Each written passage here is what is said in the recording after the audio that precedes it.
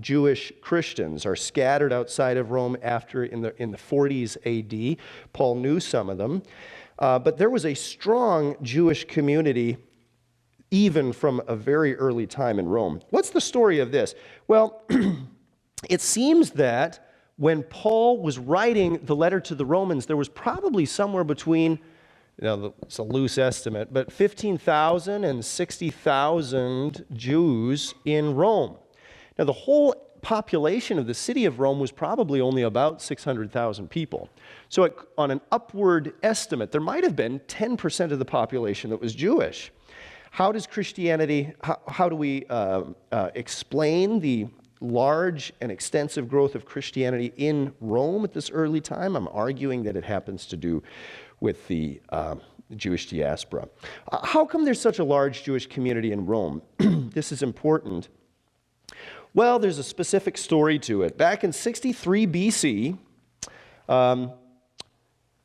Pompey conquers Jerusalem and brings back many, many Jewish slaves from Jerusalem back to Rome.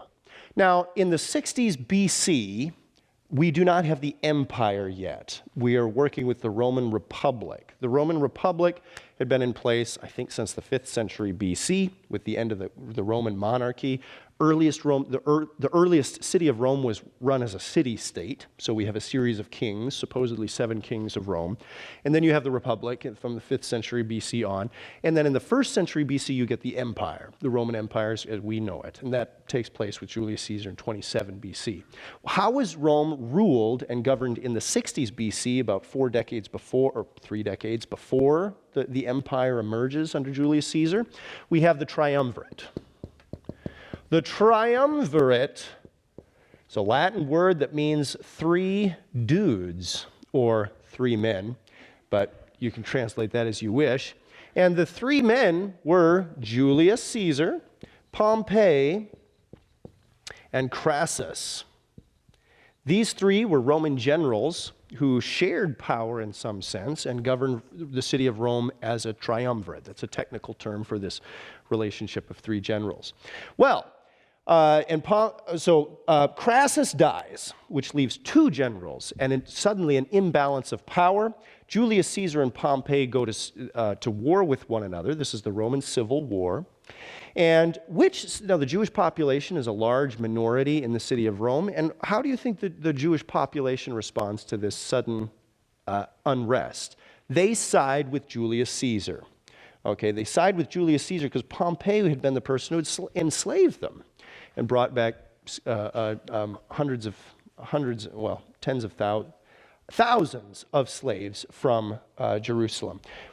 When the Civil War ends and the dust settles, Julius Caesar is victorious, and the Jewish community had played a significant role in helping him maintain that victory.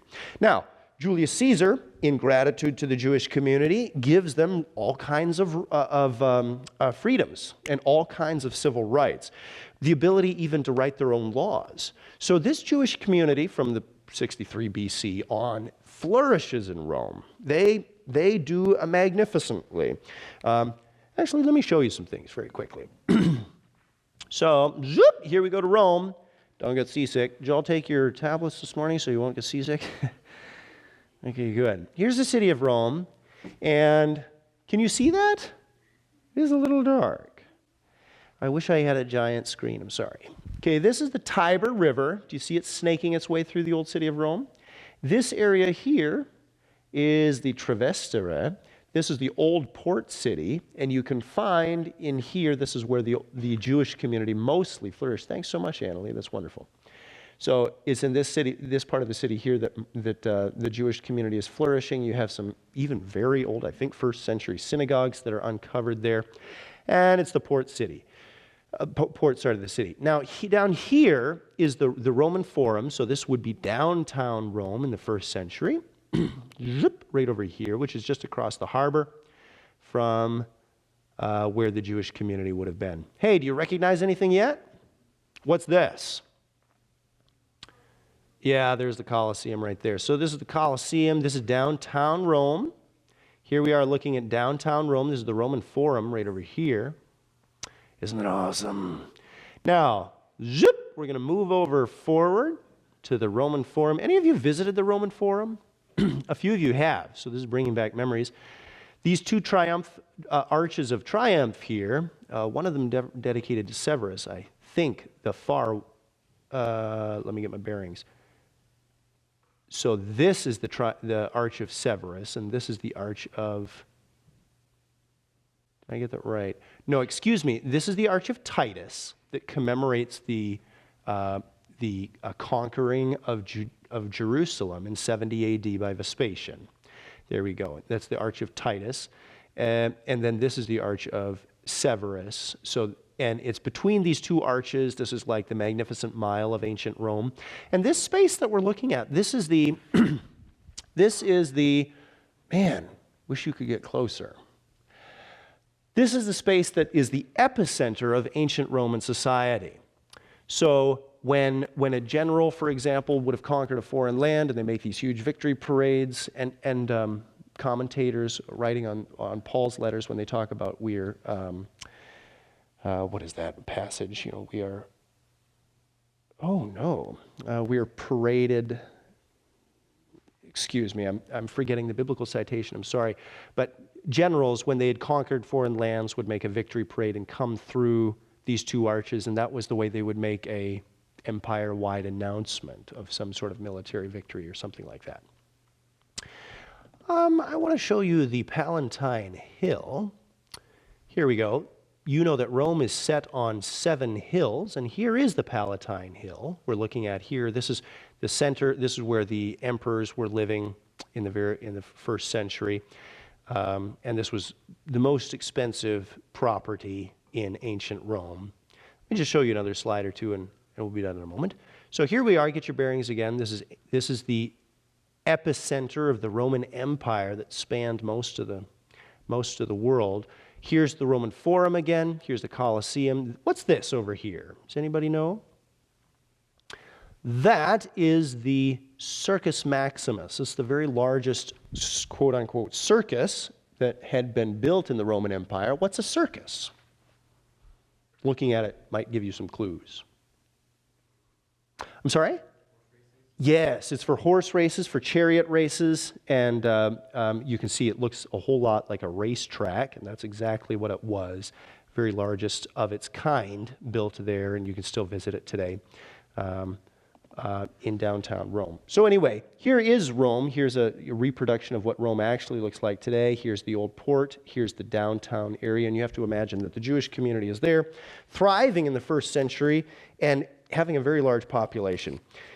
Christianity does thrive in Rome. Why? I believe it has to do with the very unusual, the remarkable story of the Jewish community being so strong in Rome. Let's look at some other spots. Asia Minor. Asia Minor is also a center of earliest Christianity. What's happening in Asia Minor? In Asia Minor, and what is Asia Minor? Does anybody know off the top of your head? What's Asia Minor? Where is that in the world today? Turkey. Good, yeah. So the southern coast of Turkey down here, right on the Aegean Sea. Good, and we're looking at Ephesus, which is right in here. Izmir a little bit to the north. Smyrna also around that area as well. But Ephesus right in the middle becomes a very important sea power. You can see that all these cities are built in places where there's a natural reason, there's a geographical reason where they built all of these cities. Ephesus is right in here in this natural harbor, and it's about halfway between the north and south points of the coast. So it just becomes a very strategic place to build a city, and that's where they did build Ephesus. It's the major city in Asia Minor. There's a very large Jewish population there as well, and Christianity thrives there. Remember, even if you can just sort of patch together some things in your mind about the missionary journeys of Paul. Paul is trying to get to Asia Minor really since the beginning of his second missionary journey. Do you remember that story, folks? Did you learn about this in New Testament class, for example? Paul's missionary strategy is all tied up with getting to these huge cities. He starts his first missionary journey over in Antioch, Syrian Antioch over here, and travels down to Cyprus. Why does he go to Cyprus? Who's on his missionary team? Just going to quiz you. Come on. Barnabas is on his, yes. And who else? John Mark. Why do they go to Cyprus? You mean Paul made logical decisions? What? Yeah, there's a very specific reason for it. Just trying to pull it out of you. Why did Paul go to Cyprus? Yes, thank you. Barnabas is from Cyprus. So Barnabas, the apostles commissioned him to take over this church up here in Antioch, Syrian Antioch, which he does. It's a thriving church, very progressive in a sense. It's kind of like a college town church. There's a lot of cross currents of different cultures. This is also where Gentile evangelism becomes sort of a thing, also under Paul's leadership at the church at Antioch.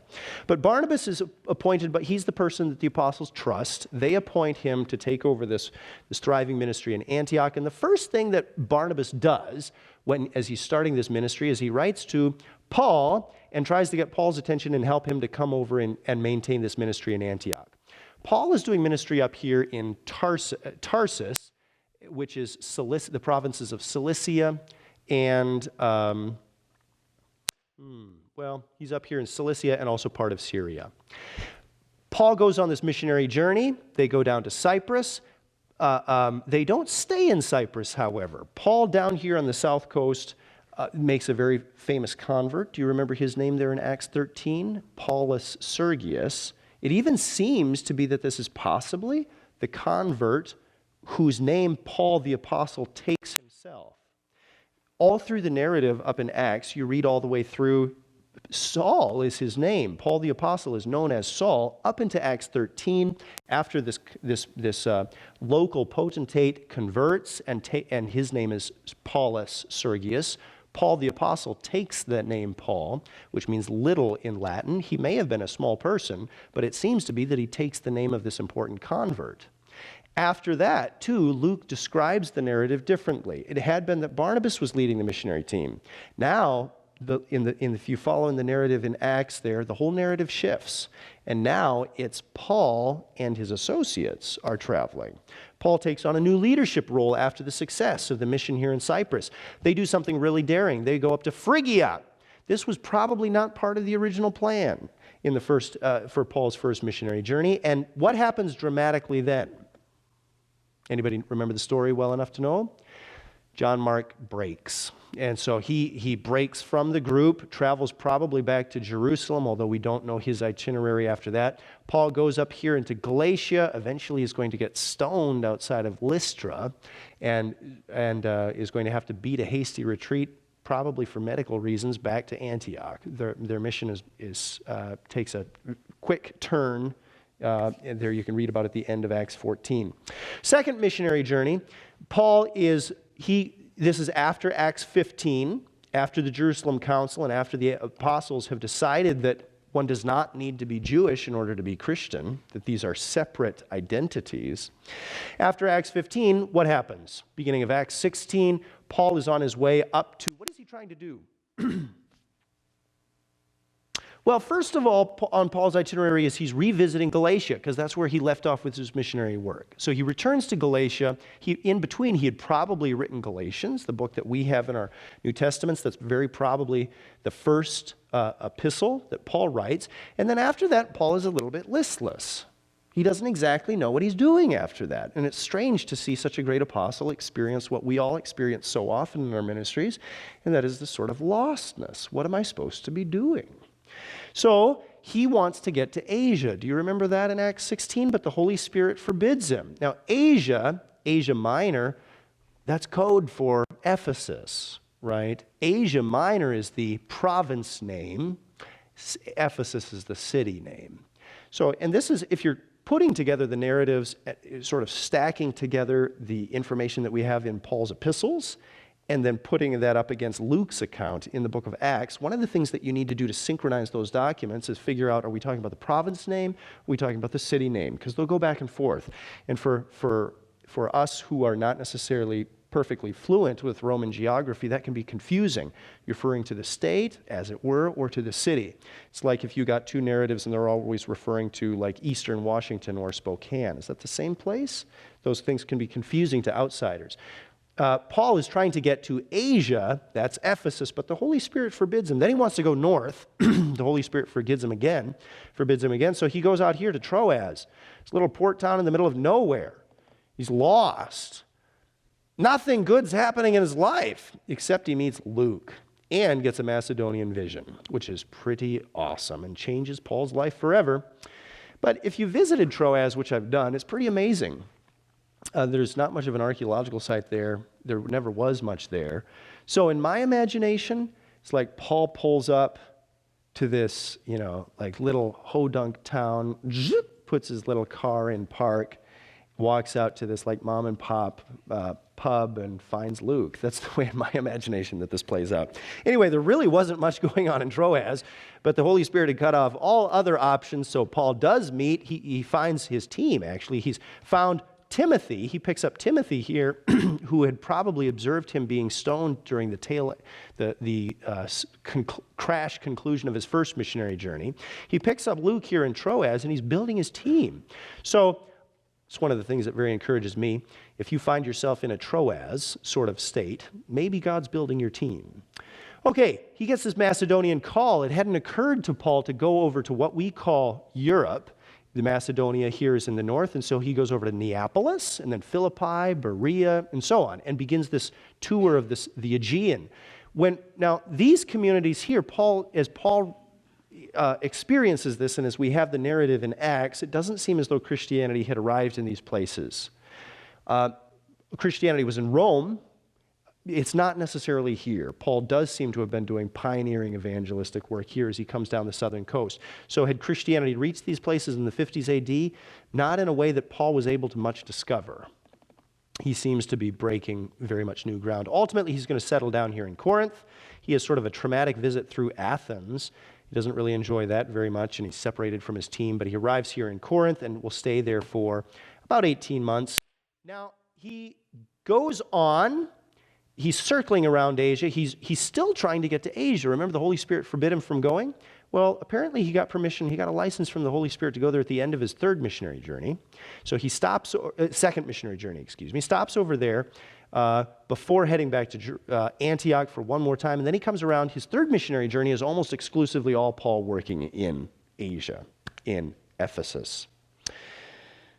Paul's working there in Ephesus. He builds a school. Do you remember that? His whole missionary strategy changes when he's there in Ephesus. Instead of running as an itinerant evangelist, which he had been doing now for probably a good decade, he sets up camp, as it were. He settles down. He starts a school there in Ephesus, and we read about this in Acts 19. The whole of the Asian Christian community, as we understand from Luke, starts coming to Paul, and he's lecturing in this lecture hall of Tyrannus.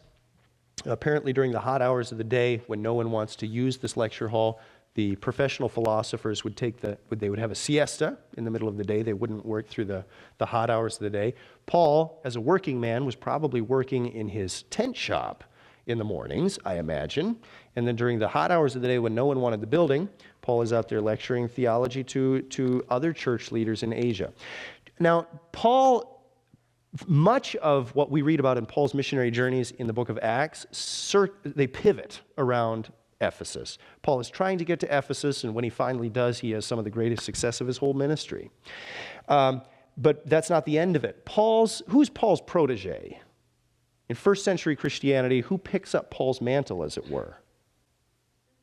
Yes, Timothy. Where is Timothy stationed? Where does Timothy apparently live out his career as a pastor?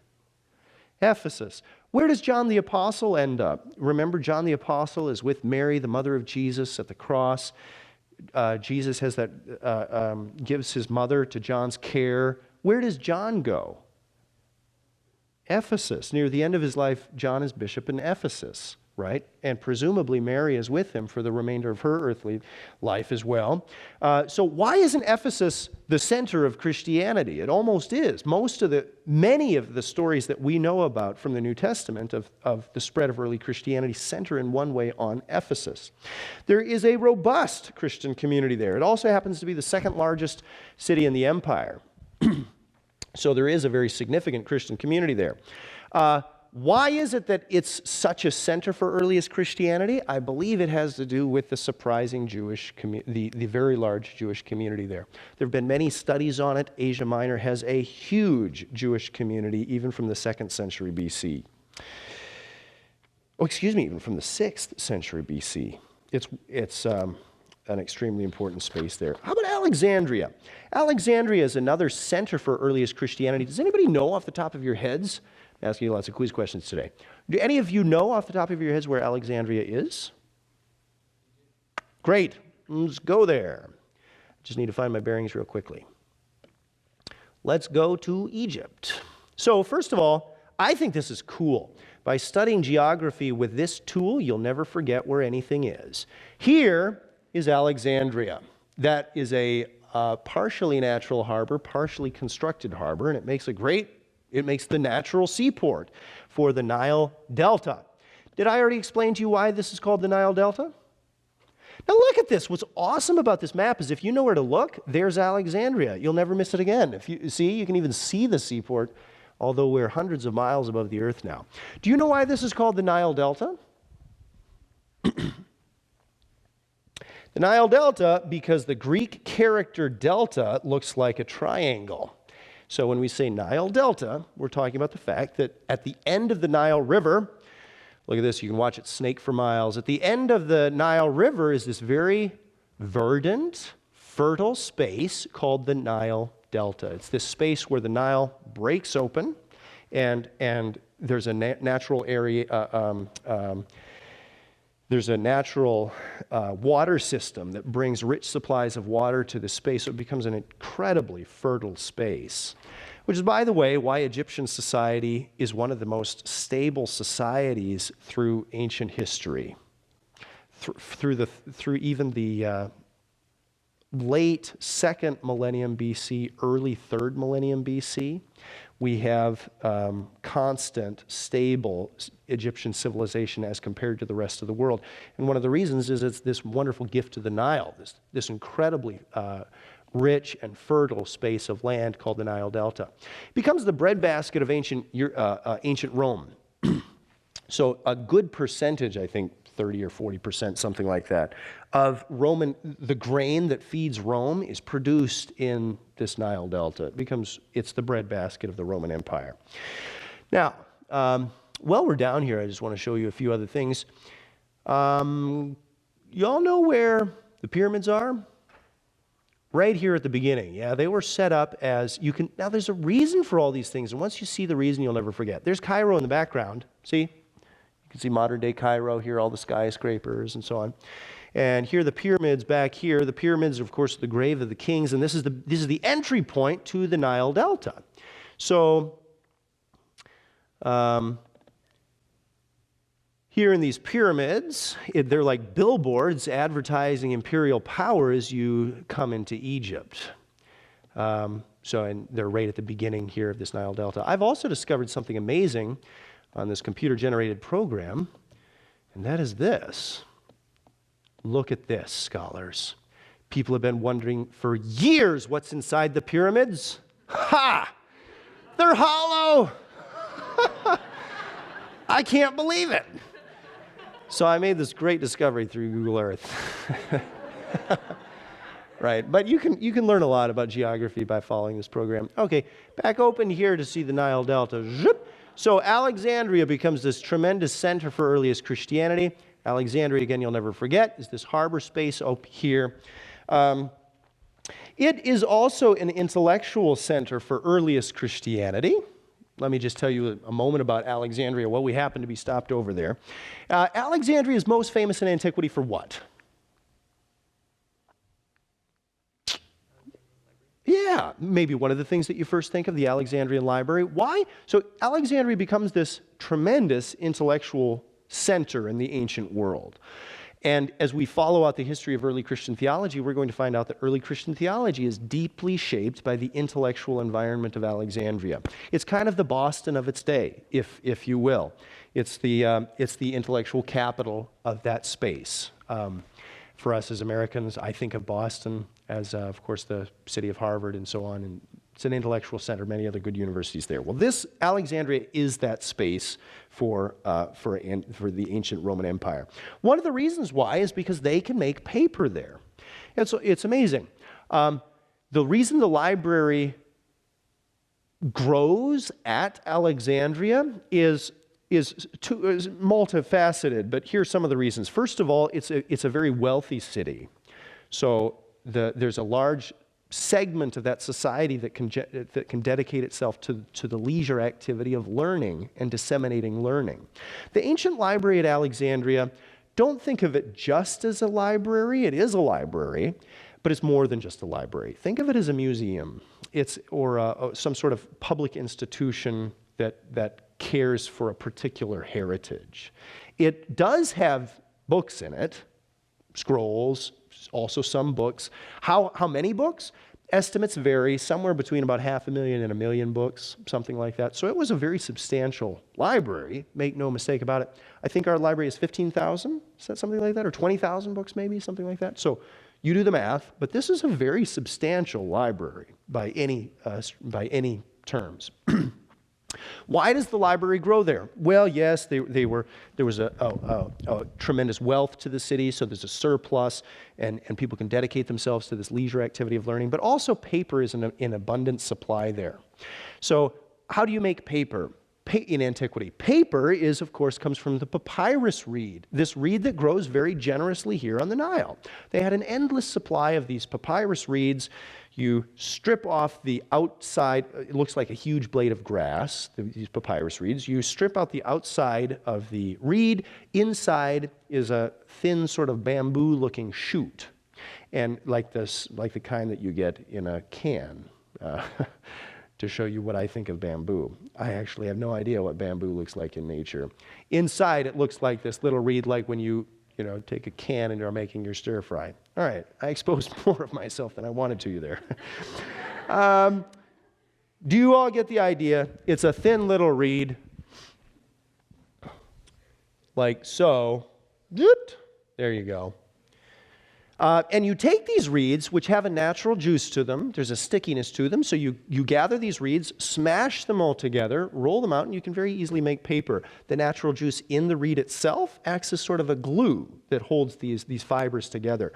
So it's a remarkably simple recipe for making paper. And paper becomes this preceding paper. People were using bark or leaves or metal sheets to record things. Sometimes you can record things on cloth, but paper is a breakthrough invention.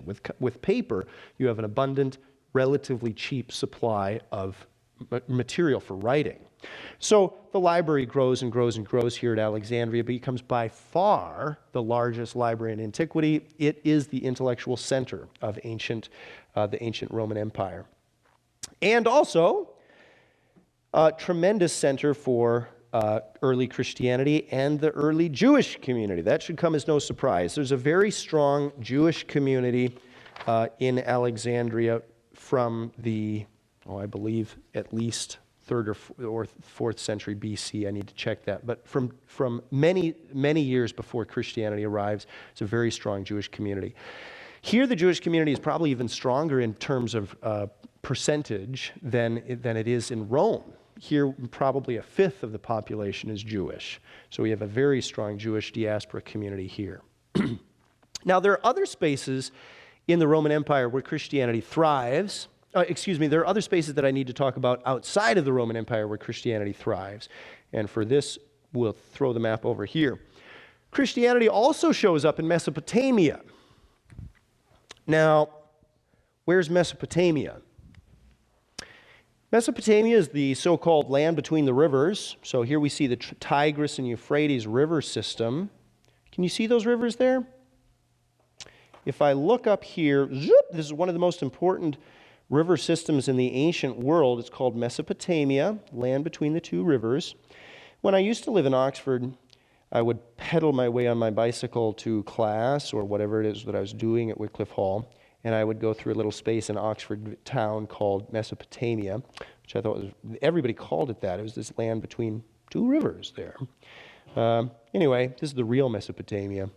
Now, you could see this huge Tigris and Euphrates river system, which makes this whole stretch of land here fertile, comes from these northern, these mountains in the west northern part of Turkey.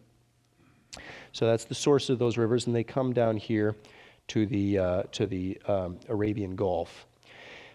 Mesopotamia, this fertile space down here, Christianity thrives in this early space. Syrian Christianity is thriving there. Why?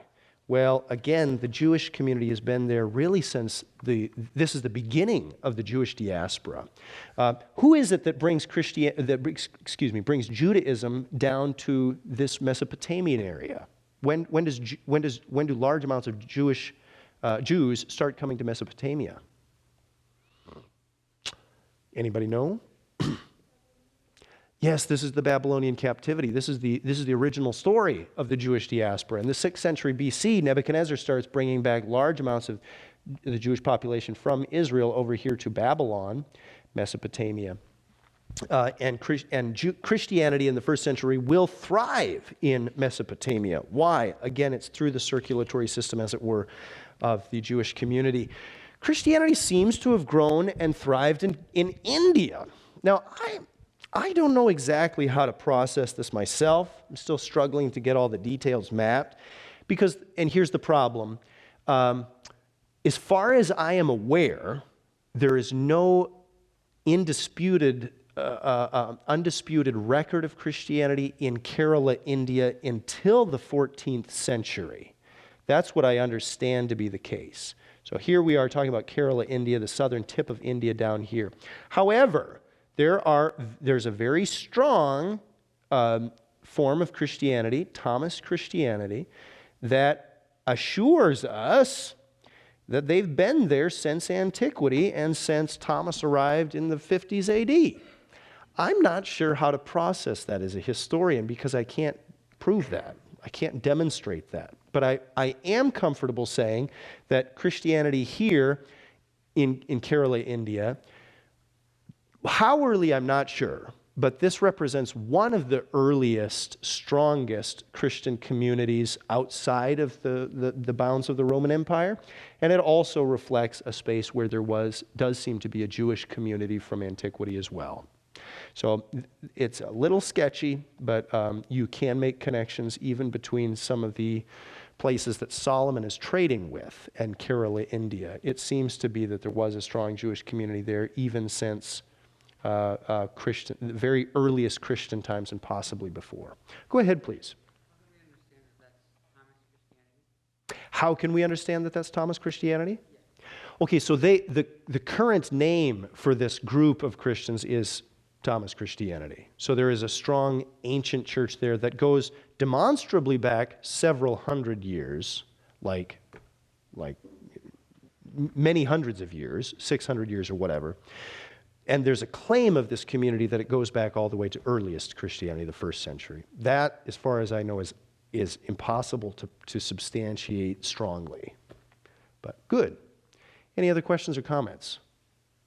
The point being, for our purposes, Christianity does grow here in India at an early date, and I believe it's because the connection with the Jewish diaspora.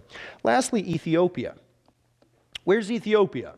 To the ancient world, to the Roman world, Ethiopia is the space down on the Nile. You just follow the Nile past Egyptian territory, and you come to a place called Ethiopia.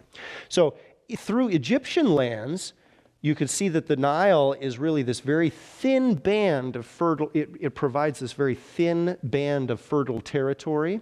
And outside either side of the flooding zone of the Nile, you're going to get very harsh desert, very harsh living conditions.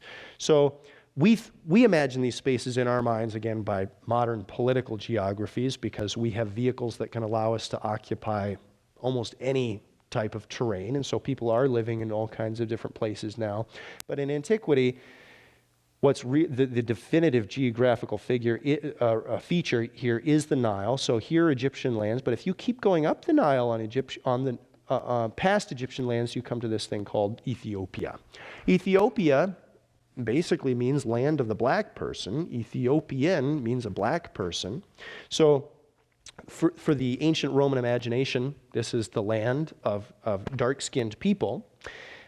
This is their major exposure to black Africans. Ethiopia has a strong and robust Christian empire. It's called the Aksum Empire. We don't hear too much about it, but it has a deep heritage reflecting a very early period of early Christianity. So good. Let's see. And the point being here, too, that this is outside of the Roman Empire, but a place where Christianity thrives. What's the connection? Again, there's a strong Jewish community down in Ethiopia. And I would submit to you that it's through that connection that the Christianity is spreading in these lands. Well, let me take your questions, and then I will return after a break. We can take a quick break. Do you have any questions? Go ahead, Jacob.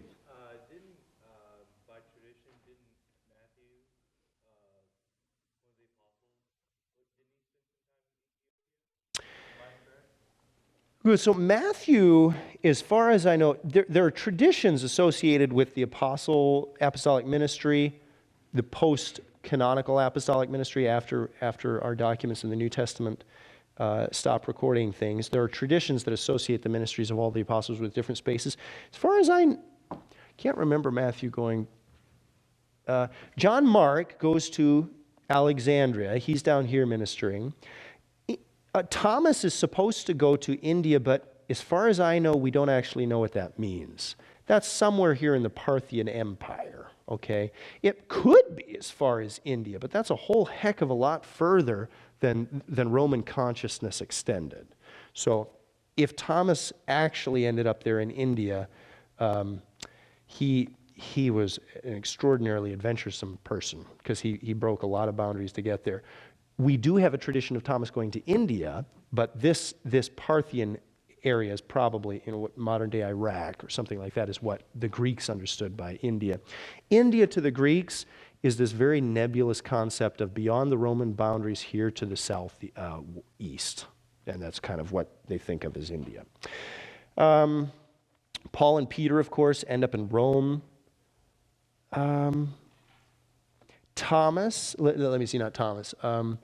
Philip ends up in Hierapolis here in Turkey. And I'm trying to remember if there's strong traditions. John, of course, ends up in Ephesus. I'm trying to remember if there's strong traditions with any of the other apostles. Very good. There's a very interesting book that one of our teachers in Chicago wrote. It's called After Acts, and Brian Litvin, the author of that book, goes through each of the traditions about the apostles and sort of sifts out what can we think of as genuinely historical, what's probably fictional, and so on. It's a very interesting book, After Acts, The Lives and Legends of the Apostles. Go ahead, please, and remind me of your name. Emily, thanks. So then, do you believe that Christianity got there through the convert on the Philip or Stephen, the Ethiopian eunuch? Well, that's a good question. So what we do here in Acts, Luke is giving us an account of the gospel going to the ends of the world as he knew it, or almost. Luke does tell us about the Ethiopian eunuch. That is the southernmost point in Luke's imagination. Luke doesn't know about sub-Saharan Africa. Whoop! Ha ha! Luke, how do you feel about this? Looking down from paradise. Yeah, he knows now. He didn't know, during his lifetime, he didn't imagine that there was anything beneath Ethiopia. That's not part of Roman consciousness. Doesn't become part of Western consciousness till the 14th century with the explorations of the Portuguese and the Spanish. And they actually start circumnavigating with Henry the Navigator. They're able to get beyond the Saharan desert, but the Sahara Desert could have been the end of the world for these folks. How are you supposed to traverse this enormous several hundred miles of rock and sand? It's like trying to fly to the moon. They could not do this. Or Mars, maybe. They could not do this. So when Luke is telling us about the Ethiopian eunuch, he's telling us about the gospel coming to an important official in the southernmost country or land of his world. He does tell us also about Paul's grand ambition to get to Rome, which Paul means to use as a springboard to get to Spain. Why does he want to get to Spain? Spain is the end of the world. Paul, how do you feel about this? Ha! Yeah. They didn't know about South America, and you're used to that. You know that story. Paul wants to get to Spain because it is the end of the world here. The Rock of Gibraltar, right on the connection here between Spain and Morocco, they used to call this the Pillars of Hercules, because here it was, this Rock of Gibraltar. I'm not sure if I can actually see it here. I need to maybe cue this up for next time. But here, this space here between the Mediterranean Sea that goes out to the end of the world, this is the very end of the world, folks. Pillar of Hercules. This is where Hercules is standing, holding up the entire globe. Outside of that, there's nothing until Christopher Columbus comes. So when Paul is trying to get to Rome, what is he doing there? He's trying to get the human resources and possibly the capital to mount a mission to go all the way to Spain. He tells us that a number of times in the book of Romans, that it's his grand ambition to get to Spain. So Paul was probably not a Latin speaker, and few of the early Christians that we have anything to do with in the first century and first century Christianity could speak Latin. Most of the empire was bilingual, Greek or Latin, but Spain, this territory was wholly Latin speaking. So if Paul is trying to mount a mission to get to the very end of the world, he's going to have to make a lot of friends in Rome, and he's looking for all kinds of human resources and other resources to get a mission to go all the way to the end of the world. Paul is probably trying to complete world evangelization in his own generation. And when Luke describes this in high detail through the book of Acts, that's what he's telling us. He's telling us about Paul's ambition to finish world evangelism. He almost made it. Okay, any other questions? Go ahead, please. In Acts, when Paul's thinking of Asia, Mm-hmm. Asia to him, was it Asia Minor?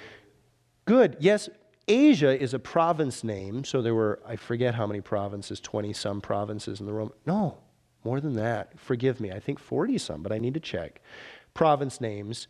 Asia Minor is this chunk of Turkey, and it's a province name. It's like a state name in the Roman Empire. Good. Any other questions? Any other questions you might have? Well, keep them coming, folks. Let your native curiosity ooze out, and I'm glad we can talk through some of these things. We'll pick it up in 15 minutes, so that would be 8:58. Come back at 8:58. We'll begin promptly. Thank you. All right, scholars, welcome back. Well, we will return to discuss the growth of Christianity. We will return to that in time. But first, I would like to talk to you about the dawn of ancient history. Where does history begin? And then we'll return to look at some of the things concerning the spread of Christianity and the development of earliest Christianity. So we'll return to that theme. But first of all, ancient history. So, and we'll take the rest of today and probably most of next week as well to talk about the so-called three worlds of Christianity. I introduced you to the idea that Christianity grows out of at least three cultural spaces: the Jewish world, the Greek world, and we'll spend most of the time talking about the Greek world, and the Roman world. We'll talk about the Roman world a whole lot in the class, so I'm not going to talk about that a great deal at the moment. But we'll talk about these three cultural and physical spaces out of which Christianity grew in the first century. But before we do sort of the historical context of the beginning of Christianity, let's do one step back and talk about the beginning of history. What is history and when does it begin? What is it that we're looking at, folks? Stonehenge. When was Stonehenge built? It depends. Fair enough. We've seen a lot of late night television specials about Stonehenge, and they all seem to have a little bit of a different story, and that's because we don't have a written record associated with, as far as I'm aware. There's no written record associated with the founding of Stonehenge. Something that we could call prehistory. It's before history. When does prehistory begin? Depends on sort of your cosmological worldviews, but a whole heck of a long time ago. Now, when do we move from prehistory into history? What's the difference? Yes, historical narratives are going to be those which are written down. And I talked to you about Herodotus being the so-called father of history last time in the 5th century BC when he's writing about the Persian and Greek wars, and history, historia, means means an inquiry or a sort of an interrogation, but that's a pejorative word. It means an inquiry, so asking a whole bunch of people questions about some sort of historical time, and it's with the written record that we eventually get historical narratives. But there's a strata of archaeological remains and anthropological reconstruction that goes back even before history into something we call prehistory. Johnny?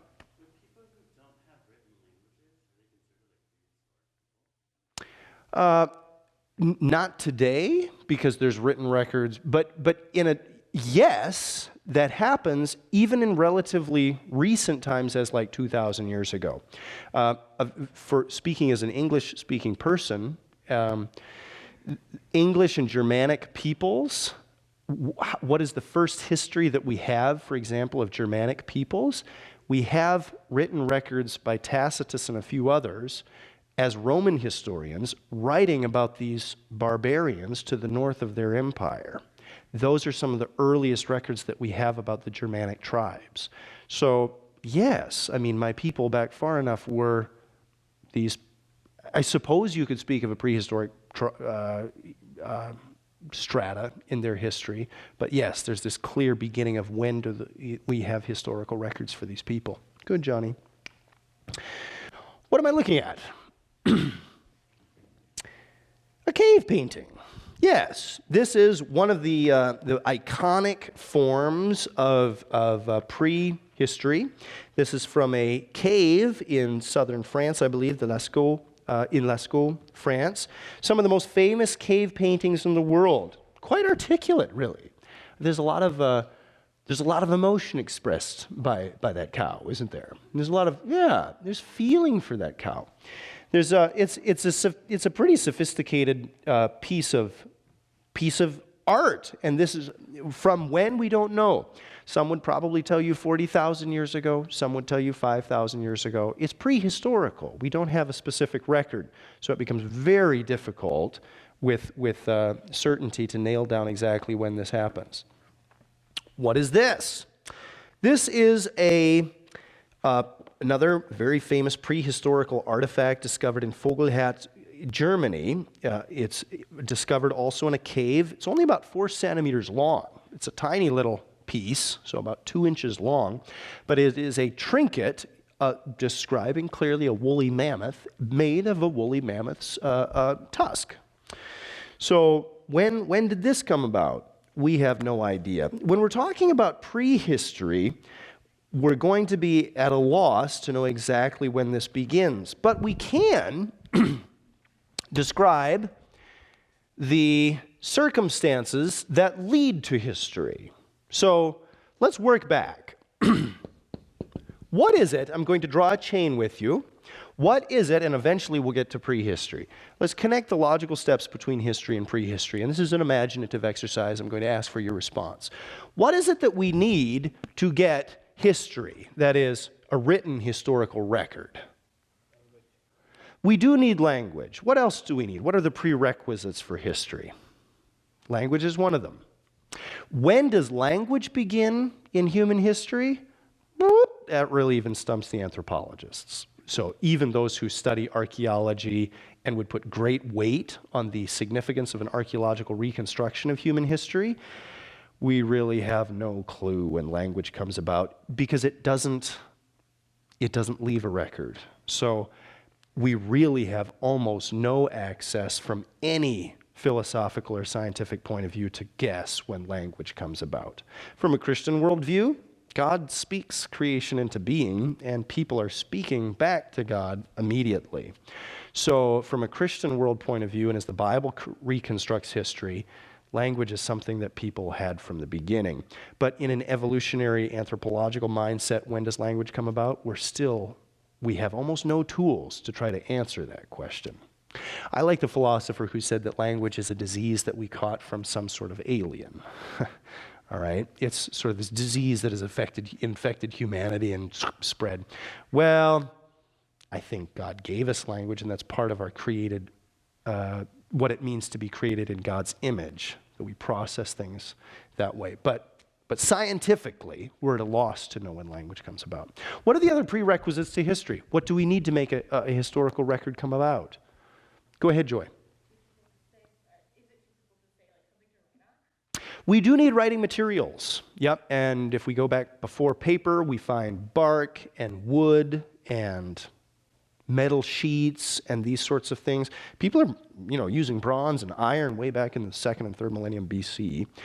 The earliest writing that we have from what we call China today, the Far East, are the oracle bones of China, going back to, as far as I understand, about 1200 BC, and they're, got the comma in the wrong place, 1200 BC, and they are written on bones, the so-called oracle bones. Good. What else do you need for history to happen? What do we need? Go ahead, please. And I'm sorry, I can't remember your name. Carly. All right.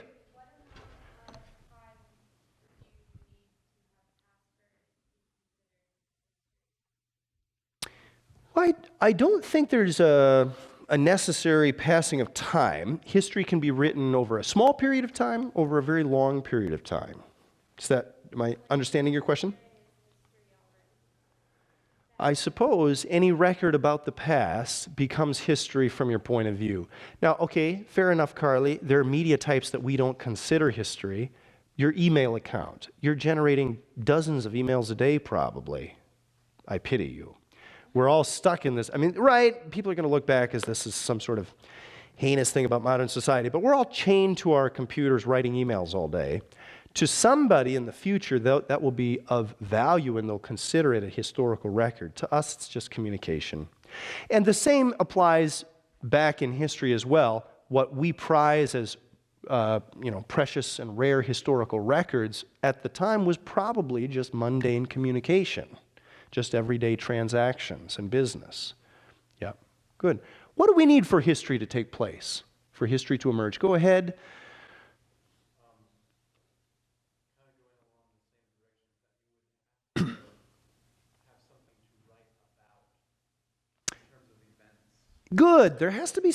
Everyday life, that's not necessarily something amazing to write about for future generations. There would have to be something of significance. Yes. Do you know the root word mundane? Mundane comes from the Latin word for world. So it's mundane. It's all mundane to those who experience. It's all everyday to those who experience. What did you think? It was not going to be every day? Of course. I mean, once in a while there are political happenings that shake things up, but those happen only once or twice in a lifetime. And for the rest of what we call history, it's just day-to-day living. So you do need events. You need something to inspire people to write. What is that? Okay. What else do we need for history to come about? Johnny?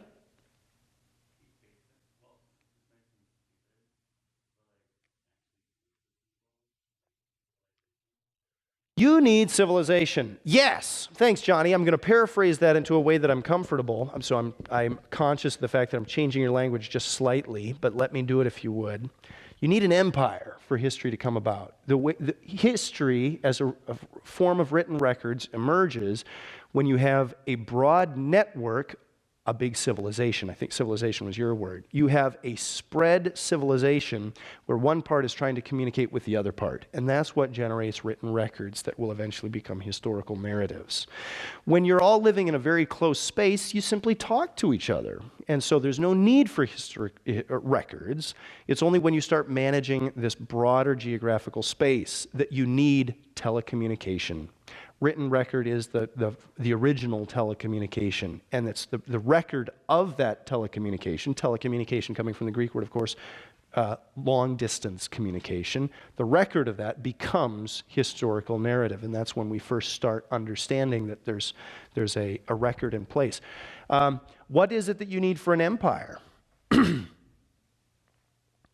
Now, I think this is interesting. It's not a full analogy, but there's a partial analogy to this.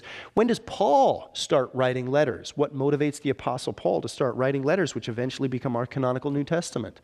What motivates Paul to do that? It's when he starts working with a wide network of churches and he can't be present all at once. So what Paul starts doing is writing epistles to them, right? That he begins with Galatians because he can't be with them, although he's founded churches there. So I think it's an interesting point I assume that you have a special interest in the development of first century Christianity and the biblical documents. What generates those New Testament documents? The same principle, although on a very different scale. It's a network. It's a broad network requiring telecommunication. That's what happens in a generic form with history as well. What do you need for an empire to take place? What are the building blocks of an empire? Go ahead, please, and remind me of your name. Josiah. Well, we kind of always have chaos.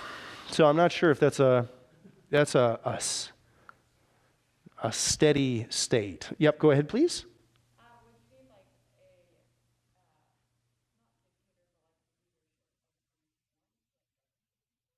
Yes, you do. Yes, you do. And specifically for an empire to emerge, we need cities, we need individual cities, the network of which is called an empire. Now, what do you need for cities to develop? What do cities require? Or what's the prerequisite for cities? Joy? People willing to live together?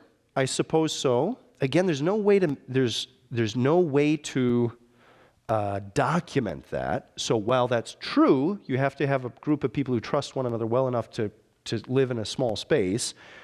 We don't usually talk about that when talking about the development of history, although it's true, you need people willing to live together. Go ahead, Catherine, right?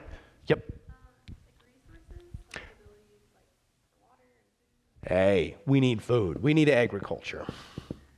Yep, thanks. So if you were to take a world civilization course at a local university, my understanding is that probably they would begin Western civilization, which is the closest analog to this class in a standard university curriculum. They would begin the story of history with agriculture.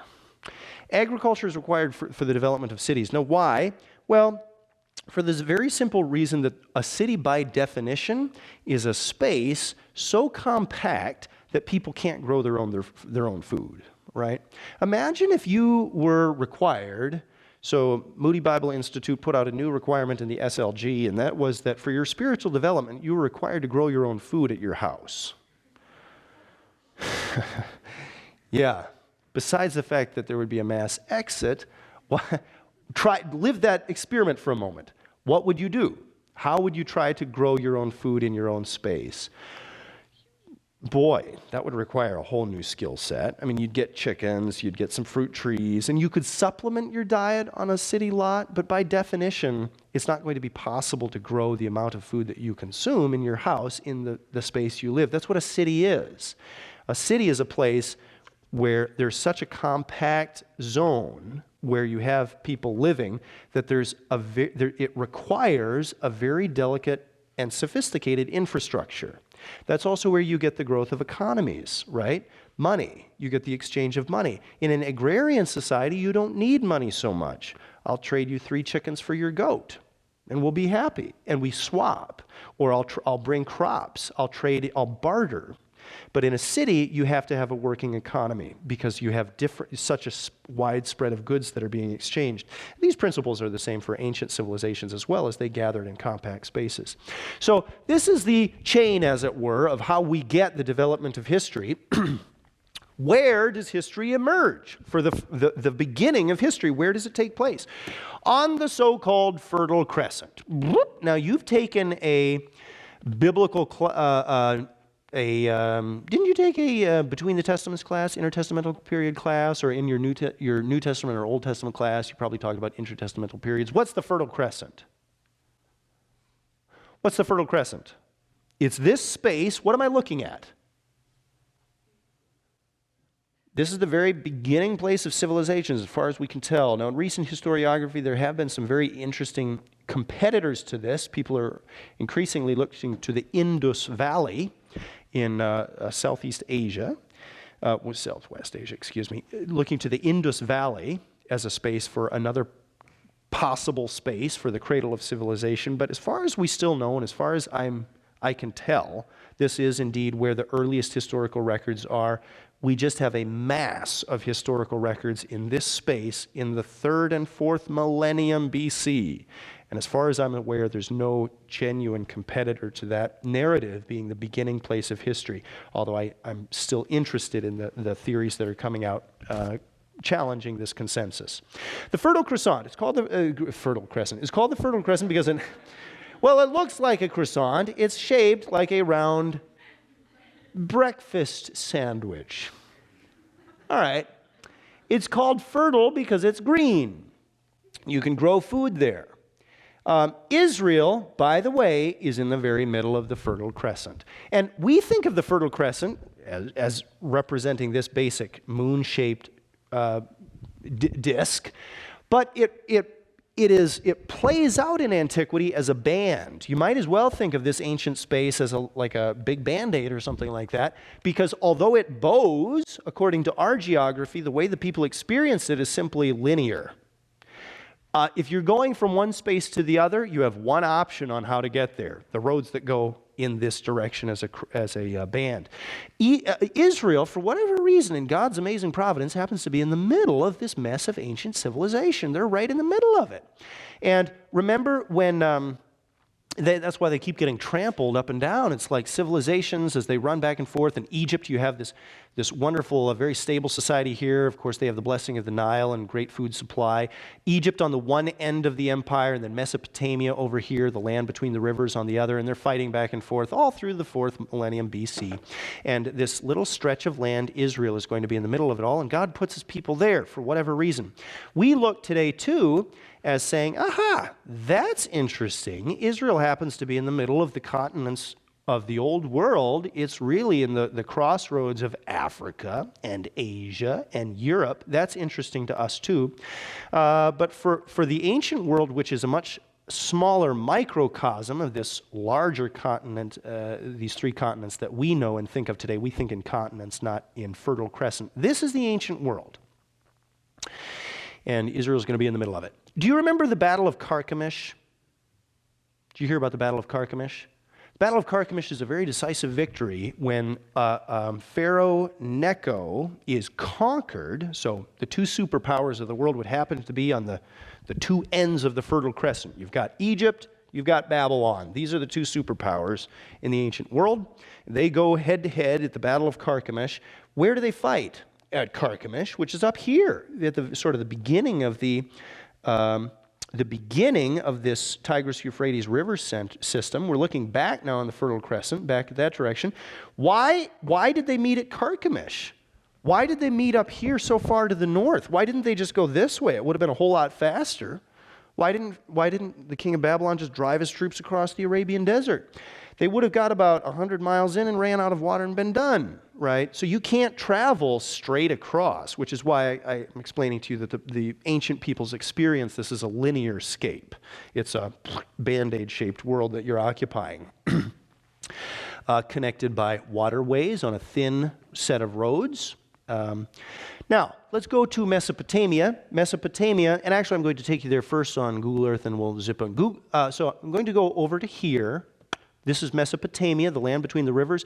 Let's go first of all to, and I'm going to show you one of the most amazing artifacts that we still have from the ancient world. Here you can see this thing down here is called the Ziggurat of Ur. And here is an archaeological site. You can see all the ruins around it of Ur. Here's the actual building as we experience it in a three-dimensional model. I'll probably never see this during my life because it's in Iraq today and is a war zone. So I regret that I'll probably never see this, although my brother sent me a picture of it because he's a military person. He was flying over it in a helicopter, snapped a picture of his phone and sent it to me. Thank you, but I'll never see that probably. Now, let me actually go to Ur very quickly and then I'll come back to this. Here's the Ziggurat at Ur. This is a photograph of what it looks like today. It's actually mostly reconstructed. But Ur, when you think of Ur, what comes to mind? This is where Abraham's from, right? Yeah, so the biblical narrative as we know it does tie into this earliest strata of civilization. Now, Ur, Abraham probably dates to when about, according to the biblical narrative? Well, somewhere around 2300 BC. If McMath gave you another number, he probably gave you like 2418 or something exact. Stick with what McMath gave you. I'm jealous of his knowledge of Old Testament. Stick with whatever McMath gave you, but to a general historian like me, church historian, Abraham's way back so far ago I can hardly remember, but 2300 BC will do. Now, what is Mesopotamia at this time in the 3rd and 4th millennium BC? It's a series of city-states. Mesopotamia is the birthplace of history. This is where we first get writing. And we get writing.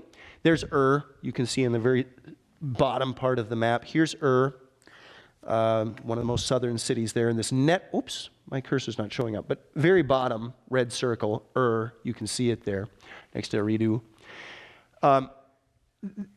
Mesopotamia is this network of city-states. It's not quite an empire, but it's a group of city-states, and I'll explain what that means in a moment. This is during the time of Abraham in 3rd millennium BC.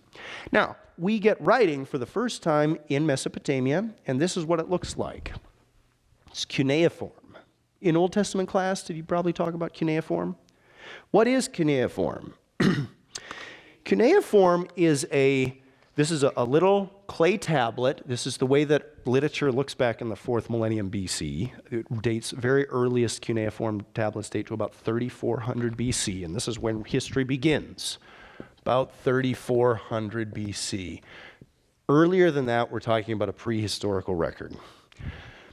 This is a little clay tablet, smaller than the tablet that you have in your pocket, a modern cell phone. This is about 3 or 4 inches wide. It's square. It's clay. And how do they write on it? They punch in code with a little triangular-shaped stylus. Zoop! It really does look like computer code.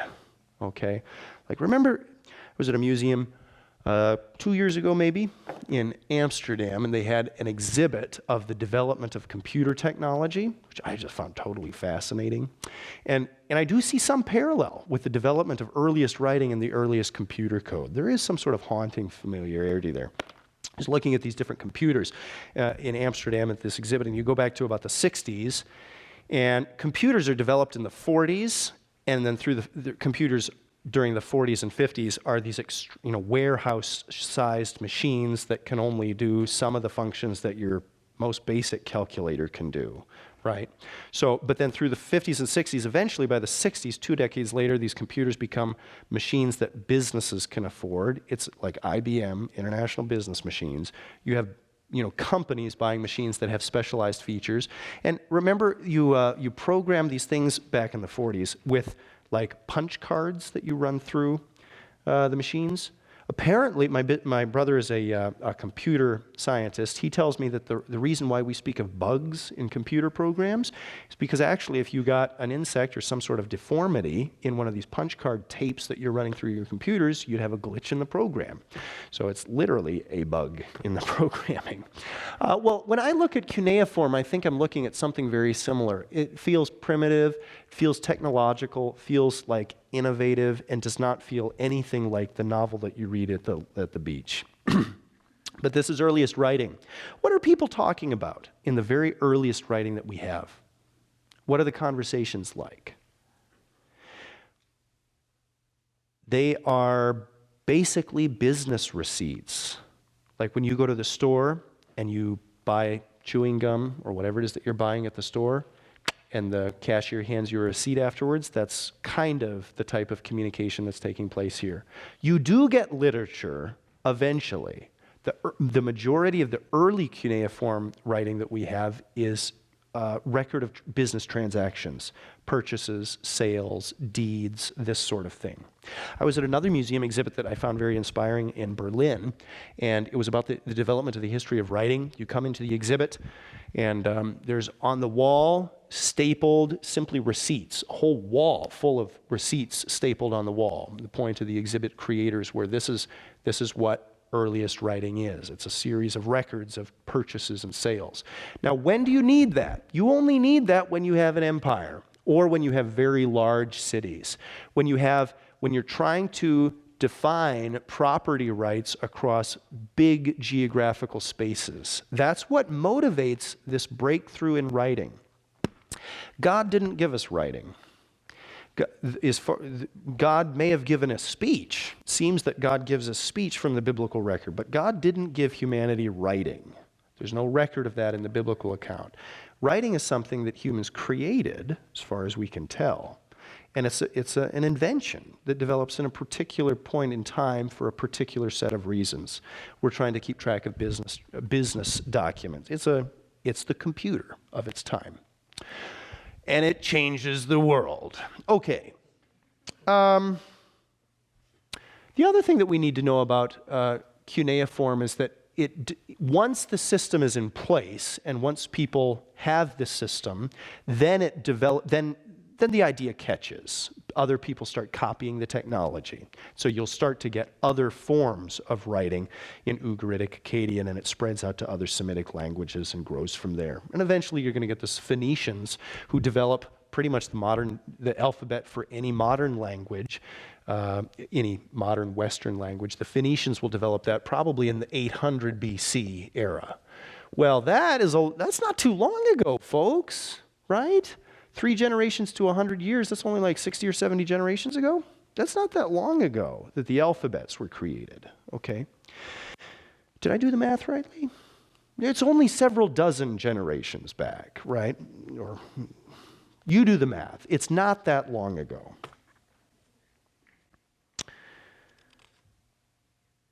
A dozen generations maybe. A little longer. Okay. When we come to Sumeria, birthplace of writing, we're talking about city-states. Now, what are city-states? Well, city-state, that's a modern term to try to make sense of the way that political systems worked in the 2nd, 3rd, and 4th millennium BC in Sumeria. And a city-state refers to an individual city that operates like a country. And let me explain what I mean by like a country. That's a phrase that needs unpacking. When we say city-state, we today speak of nation-state, right? That's our language to describe sovereign entities that are nation-states, right? It's comparing apples and oranges, but that's all we have to compare to make sense of these reality. We speak of nation-states like the United States or like China or Cambodia or any other nation-state. City-states operate on different principles. The city-state is an individual city, so imagine an ancient city, and these ancient cities are really quite small. They're maybe only several acres, and then they would have a wall around them for fortification, and you would have part of the community that lives outside of the wall, but the walled portion of these cities are really tiny realities. A city-state is going to be a city that operates like we think of when we speak of a country. It has sovereign rights. That means it's going to be issuing its own laws. Does Spokane issue its own laws? Probably some, but the vast majority of the laws that govern Spokane and the life of the citizens here come from the federal government, right? The judicial arm of and legislative arm of the United States government. But these cities are issuing their own laws. They're issuing their own currencies, their own tax codes, traffic laws, these sorts of things, rights about assuring property rights. They have their own militaries. That's what makes these individual cities things that we call city-states.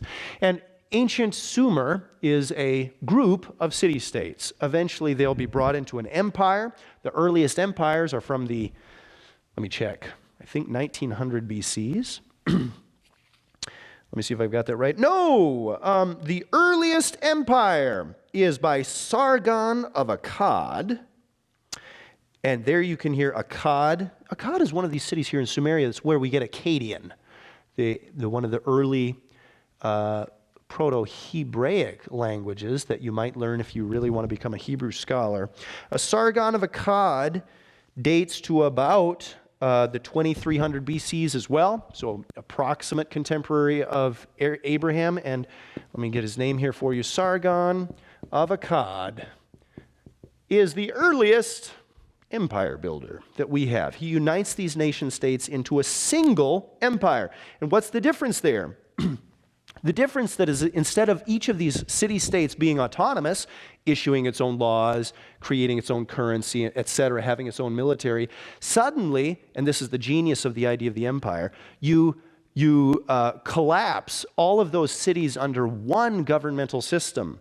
You centralize. Aha, that's the empire. That's the seed of the imperial idea. You centralize governmental function, which in theory should give you an efficiency that would give you an edge over other city-states.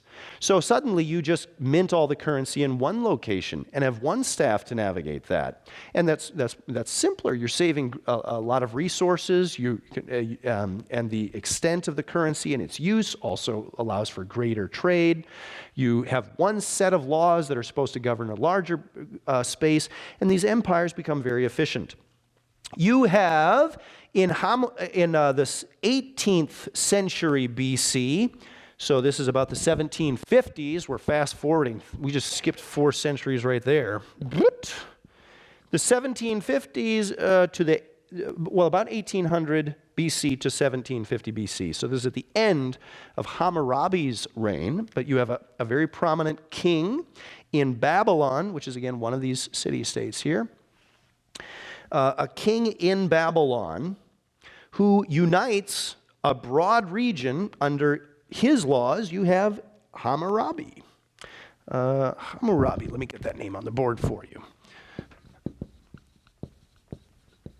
Hammurabi. And you've probably heard of Hammurabi. He's a very famous guy and shows up in a number of contexts. What do you know about Hammurabi? He is, by the way, so Sargon of Akkad is the earliest emperor that we know of. Hammurabi is a king of Babylon who extends the reign of Babylon as a city-state, broadly unites a number of city-states under his rule. He's a very prominent a Paleo-Babylonian emperor. So we speak of the Neo-Babylonian Empire. This is Paleo-Babylonian Empire. This is the Old Babylonian Empire. What do we know about Hammurabi, folks? Go ahead, please, Josiah. Yes, he's remembered for his famous code of law. I think the original of it is kept in the British Museum, I believe. There are copies of it elsewhere. I saw one in Berlin not too long ago. So you have this, what we've discovered is this huge stele on which is written in relatively small type all of these laws of Hammurabi. It often, many who are doing research on the Old Testament and the Mosaic Code will speak of Hammurabi as an example of a law code, a legal code that existed before Moses. Now, did Moses get his ideas from Hammurabi? Not very likely. However, it is important to note that there were law codes before Moses. A former generation of scholarship doubted that Moses would have had a law code. It seems too far in ancient history for such a developed thing to be, and so it used to. I mean, at one time it was even suspected by historians that Moses couldn't have written the Pentateuch because writing didn't exist. Well, gosh, that was a long time ago. Now we know that writing existed almost 2 millennia before Moses, so that we got that one figured out. Certainly Moses could have written. And there was also a time when we were suspicious that Moses didn't write the law code because nation states didn't, or city states, or people groups didn't have law codes at this time. Well, we know that there were law codes that antedated Moses as well. Good. Now, what happens at this point? I'm going to quickly make a connection between the ancient world as it starts developing here in the ancient Near East.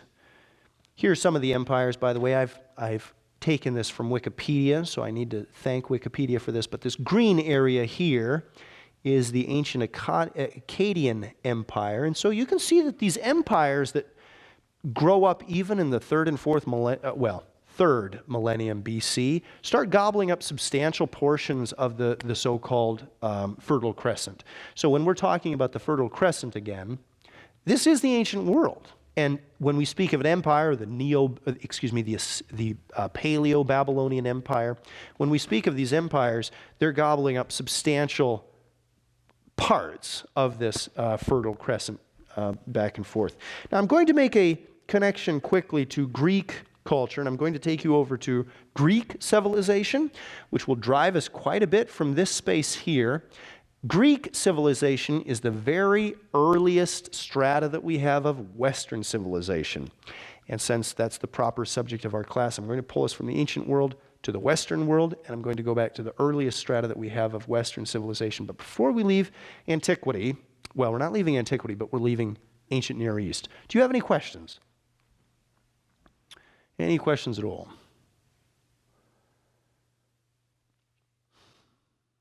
I'd be appreciative if you'd talk back to me just briefly. Are some of these themes familiar to you? Do you know some of this information? Have you studied it elsewhere in the Moody curriculum? You'd do me a service if you help me understand where. And just call out, where did you study what in a previous class, at Moody or not at Moody?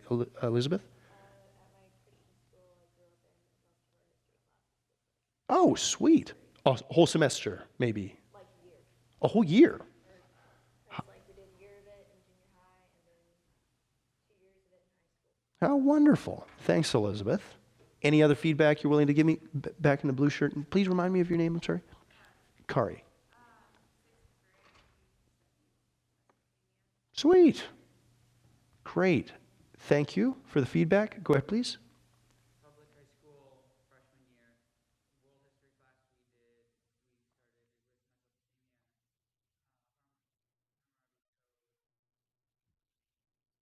Mesopotamia. Great. Not like all of this as much detail, but there was a little bit of, we went through it. I appreciate the feedback. Good. So I'm getting the picture that you're generally familiar with this narrative, and I'm glad. I'm very glad to hear that. Any other feedback you're willing to give me? Jacob? My first week in Old Testament was taken online. Mm-hmm. I had to write a comparative paper on the creation account of Genesis and also Good. The Epic of Gilgamesh. Great. Great. Excellent. Thanks, scholars. You've been a wonderful group today. Let's take a second break. Come back in about 10 minutes. We'll start at, we'll give you 13 minutes. Come back at 9:55, and we'll pick it up from there. Thank you.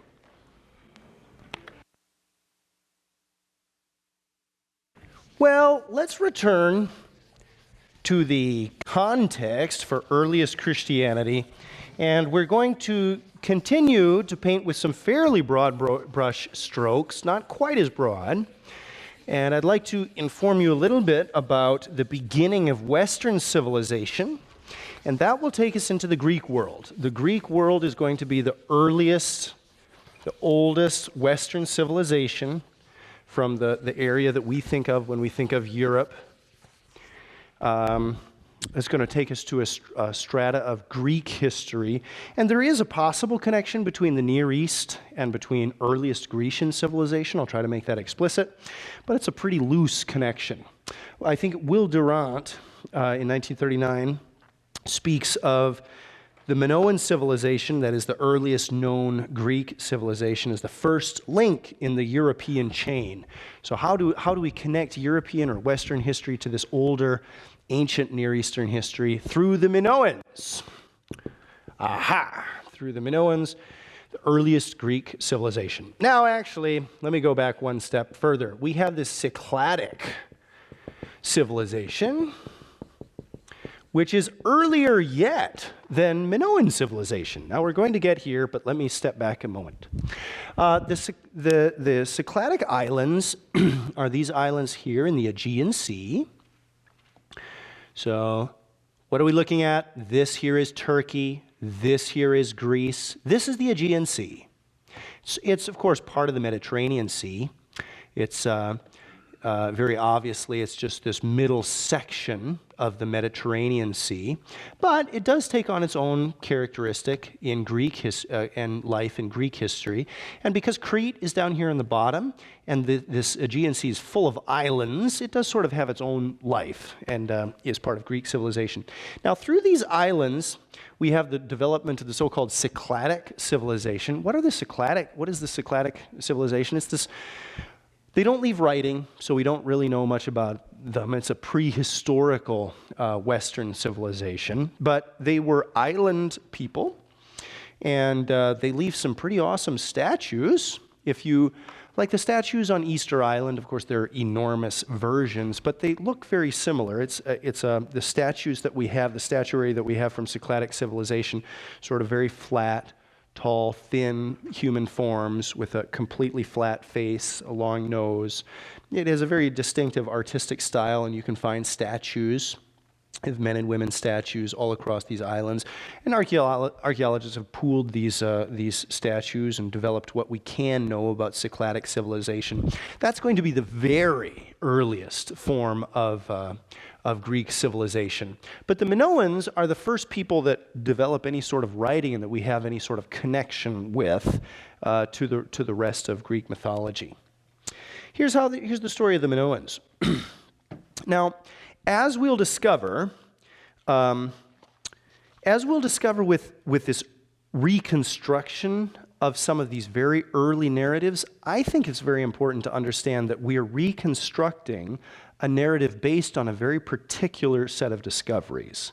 So as I approach the reconstruction of the ancient world, I think it's very important to keep in mind, what's the evidence? Who found this evidence? When was that produced? Because as you reconstruct bits of the ancient world, you'll realize that these reconstructions are very heavily influenced really by a very small number of data points.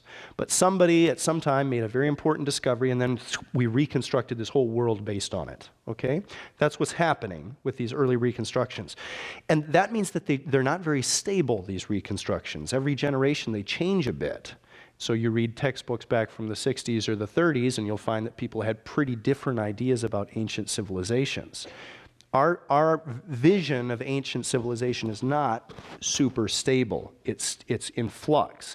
But the current edition of our understanding of the ancient Greek civilization and our whole conception of this Minoan civilization comes from an archaeologist who discovered something very extraordinary on Crete, and his name is Sir Arthur Evans. Sir, because he made a very important discovery. Now, to be knighted, you have to be a rock star like Bono. But then, you could also be an archaeologist. Okay, what did Sir Arthur Evans know? Sir Arthur Evans lived he was born in 1851, so the end of the 19th century, died in 1941. His discoveries of the Minoan civilization on Crete are still some of the most important that we have. Let me see. Let me pull up a new set of files here. I think I have Knossos on here. Pardon the interruption. Looks like I don't have Knossos here. Okay, Knossos is in the center segment of Crete. Here's the island. And I'm sorry, I won't be able to find the exact archaeological site, but Knossos is the site that Sir Arthur Evan found. And it ties beautifully into what we know from Greek mythology. Much of Greek mythology, the earliest Greek mythology that we have is from whom? Who wrote this? Where do we get our early... Now, there's lots of Greek writings through the 4th, 5th centuries BC, but earliest Greek mythology in its written form comes from whom? Go ahead. Homer, right, in about 800 BC. So from this literary deposit that we begin having from the 9th century BC, about 8th century BC, we have this broad understanding of Greek mythology, and what Sir Arthur Evans finds here in Knossos sort of ties into that mythology. Minos is the king of Crete. He's known to us from mythology and also from the geographer Strabo and others to have been a man who constructed a very powerful navy. Now, this isn't surprising to us because archaeologists tend to have in the backdrop of ancient Greek civilization this this understanding of Cycladic civilization. So we know that the earliest Grecian peoples were seafaring peoples wandering around in these islands. And of course, they needed to be seafaring peoples because they didn't come from here. They seem to have probably come from the Near East or wherever it is that you understand human history to begin. King Minos was a man who built a very powerful navy, and you can see that Crete is really the largest of these islands. So it seems that an earlier civilization was running around in these various islands and having smaller fleets. King Minos is said to have constructed a very powerful navy, and he builds an empire out of it. Now, Minos may be a name, maybe a title, we don't know. It could be like Pharaoh or like Queen Candace of Ethiopia. It could be a title like Caesar. We're not sure if it's a person's name really or if it's a title, but he's the king of Crete.